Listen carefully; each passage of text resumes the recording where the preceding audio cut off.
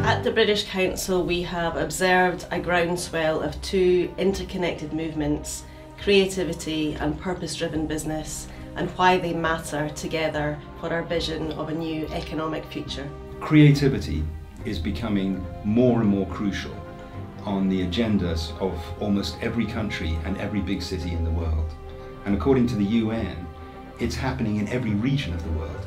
What they call creative and cultural goods and services is one of the fastest growing sectors of the global economy. We're witnessing the emergence of purpose-driven business and investment that is offering solutions to issues of prosperity and peace all around the world that our current economic models are just not equipped to deal with. There are some important synergies between the social and creative economy, and to put it at its simplest, it's that both of them are about much more than economy. Both are building practical solutions to the practical challenges that are facing particularly urban life. The rapid growth of our social enterprise and creative economy programmes has inspired us to develop a new programme called Developing Inclusive and Creative Economies. We're currently delivering the programme in 5 key emerging economies and the UK, and looking to scale our work across other countries with the support of the many partners that we've been working with over the course of the last 10 years. 2008 was a watershed year.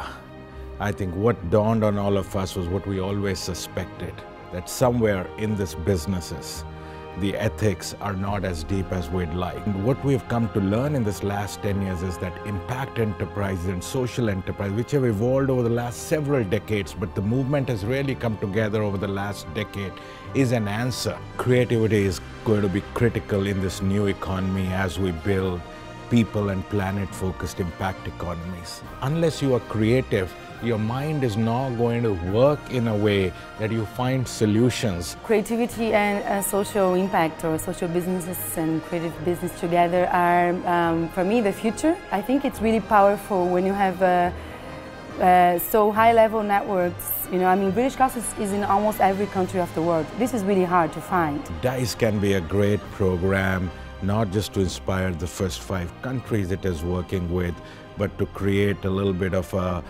template on how we're going to have as many of these factors converge. The creative economy, the social enterprise, and the impact investment spaces, they have coexisted.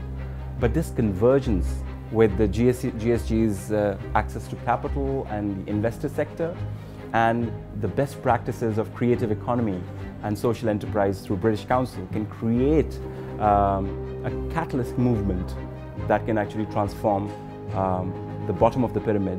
It was back in 2015, and it wasn't so long ago, that the world signed up to the most ambitious, all-encompassing agenda that the world has ever signed up to, which were, of course, the Sustainable Development Goals. And what's interesting about the SDGs, for sure, is the 3-dimensional nature of them.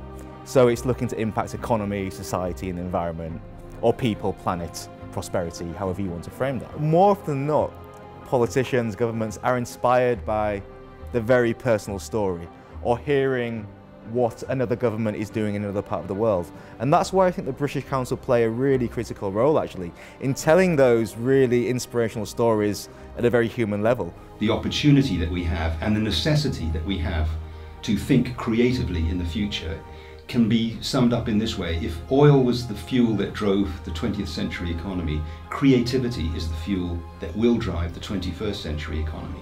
For over 70 years, the British Council has been working around the world with governments, communities and individuals, unlocking the human story, connecting hearts and minds and developing trust and opportunity.